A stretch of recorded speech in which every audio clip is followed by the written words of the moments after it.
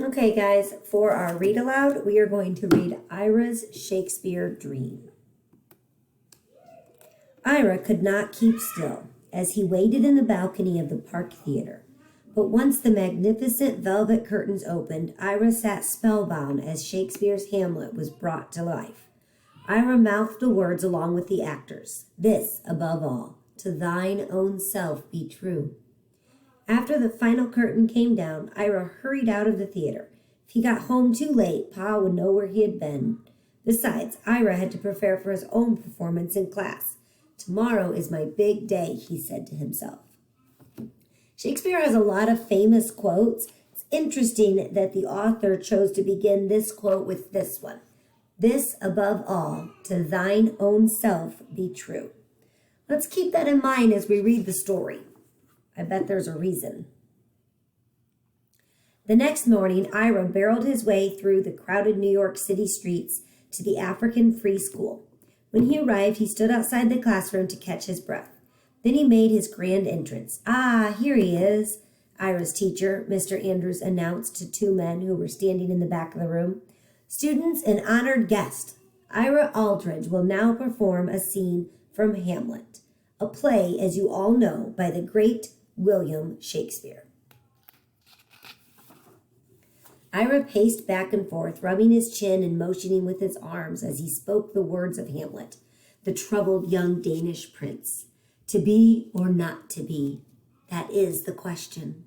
Bravo, cheered his classmates and the visitors after Ira ended the scene with a bow. Such talent, said one of the visitors. For one so young, you have a great voice, added the other, and your gestures perfectly matched the words. After school, Ira was still beaming with pride as he helped Mr. Andrews clean the classroom. Suddenly, Ira stopped sweeping. I want to perform Shakespeare at Park Theater, he exclaimed. The Park? Mr. Andrews raised his eyebrows. Ira, you know only white actors perform there. You do too big for a colored boy. But the visitors said I have talent. My color did not matter to them. They are from England, where things are different, explained Mr. Andrews. Why not become a teacher here? You can use your great talent to inspire your young students. I will inspire them by becoming a Shakespearean actor, Ira declared, and today I will tell Pa about my dream. This definitely tells us a little bit about Ira's personality, right? He's not really willing to give up. Ira's father was a church minister who also sold items made of straw. Ira found Pa on Mulberry Street and sat with him in his wagon. Shakespeare, Pa exclaimed when Ira told him of his dreams. How can you make a living play acting and pretending? Your brother Joshua couldn't do it. What makes you think you can? Before Ira could answer, Pa calling out to passerby in his melodic voice, straw man, get your baskets, hats, and mats.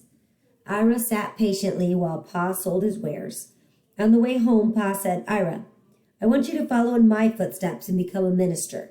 Use your God-given talent to preach about right and wrong, and stay away from that playhouse. What would your mother say about such foolishness? If Mama was alive, thought Ira, she wouldn't call my dream foolish. Against Pa's wishes, Ira continued to go to the theater. He even discovered a new playhouse, the African Grove. It was an all-black theater in New York City. At the park, Ira was forced to watch plays from the balcony, but at the Grove, he could sit in any seat in the theater to watch the lively acts and musical numbers. Sometimes the Grove even staged plays by Shakespeare. Ira was fascinated by the wigs, makeup, and colorful costumes worn by the actors. He longed to be part of this magical world of the theater. Why couldn't Pa understand, Ira thought. What has Ira learned about himself at such a young age, I wonder? Kind of crazy, huh? He definitely knows what he wants and where he's going. One day, feeling hopeless, Ira went to the waterfront to visit Joshua. Ira found him working at a whitewashing boat. As they talked, Ira watched ships depart for far-off places such as England, the land of Shakespeare. You have more talent than I had, Joshua said, following his brother's gaze. If any one of our people could be a successful actor, it would be you. Just then, the captain of a nearby cargo ship walked up. He told the brothers that he was leaving for South Carolina and needed a cabin boy to do chores on the trip. Ira looked at Joshua. Go, you need an adventure, Joshua said. But be careful. Things are different down south. I will, Ira promised. Tell Pa I'll be back soon. Ira enjoyed the village, but when the ship reached the port of Charleston, South Carolina, he was reminded of Joshua's warning. A man came aboard, seeing Ira at work, offered to buy him for $500. At first, Ira was angry at the idea of being sold like a basket or a straw hat. Then he became fearful. Would the captain turn down so much money? Ira wondered. He was relieved to hear the captain tell the slave trainer that young man is not for sale. Although Ira had been spared, he watched helplessly as other people were sold into slavery. He would never forget seeing men, women, and children on the auction block.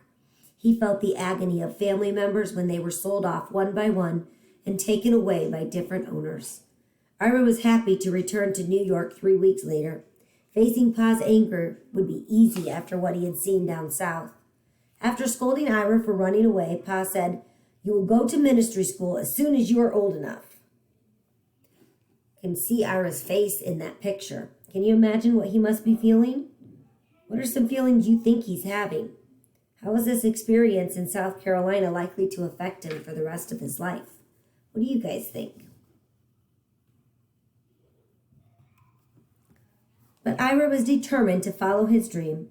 At the African Grove and the park, people took notice of the stage-struck young man. Actors often sent Ira on errands in exchange for tickets to plays.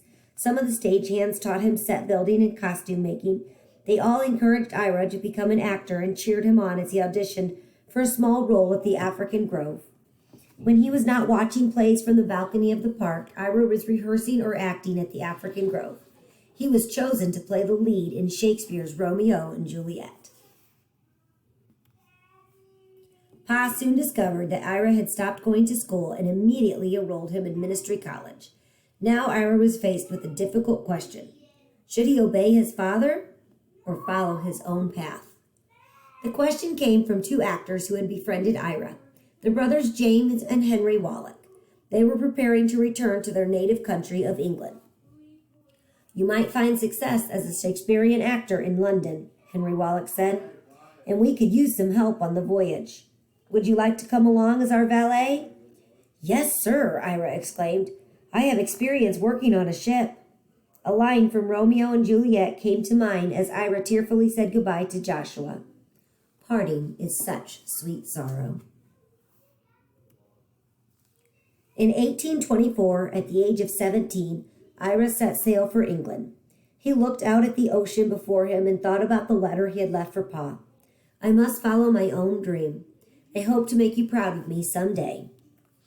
Ira arrived in England 2 months later. He could not contain his joy as he skipped along London's cobblestone streets. I am following in Shakespeare's footsteps. With help from the Wallach brothers, Ira found running errands at a few small theaters.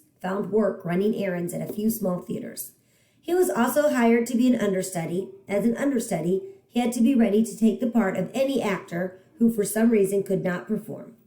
Finally, after waiting many months, Ira got his chance. He was asked to replace an actor who had become ill. This marked the beginning of Ira's acting career in London. Many theater goers praised Ira's acting. Others were not so kind. He needs more training, said some critics. He should not play roles intended for white actors, insisted others. Ira could see that even in England, his path to success would not be easy. But he was not discouraged. He worked hard, studied acting, and learned everything he could about the theater business. With each performance, Ira's acting improved. He became known for his ability to play a variety of roles. For The Merchant of Venice, Ira put on a wig and makeup to portray Shylock, a character disliked because he was Jewish. As Shylock, Ira remembered the plight of his own people back home when he asked, "If you prick us, do we not bleed? If you tickle us, do we not laugh?" Even as Ira's dream was coming true, He never forgot about his people back home and the nightmare of slavery. Sometimes, at the close of a performance, Ira came out of character and sat on the edge of the stage. He preached to the audience about the injustice of slavery. He told them that although he was born free, he had once come close to being sold into slavery. Audience were moved as Ira recounted for them the cruelties he had witnessed. "I will not be satisfied," said Ira, "until all of my people are free." He asked audience members to join him in sending money to help the abolitionists in the United States who were fighting to free all of those who were enslaved. Ira's fame and fortune grew as he traveled beyond England. Wherever he went, he worked with local actors and showed them how to make costumes and sets. By the 1840s, Ira was one of the most celebrated Shakespearean actors in Europe. His most famous role was the lead character in Othello. The dark-skinned tragic hero was commonly played by a white actor wearing black makeup. Ira did not need this makeup, and the emotions he expressed as Othello were as real as the color of his skin. Like Othello, Ira knew despair.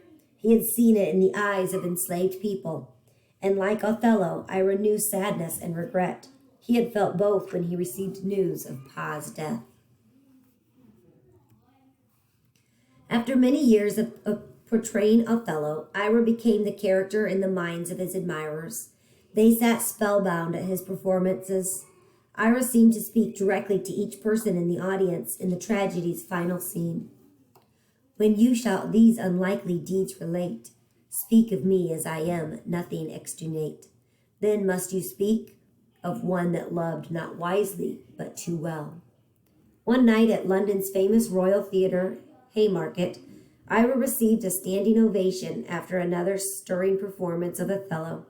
As he bowed before the adoring crowd, Ira realized that by following his dream, he had also become what Pa and Mr. Andrews had wanted him to be. He was an actor, but he was also a teacher and a preacher. Ira smiled and took a final bow as the curtain closed.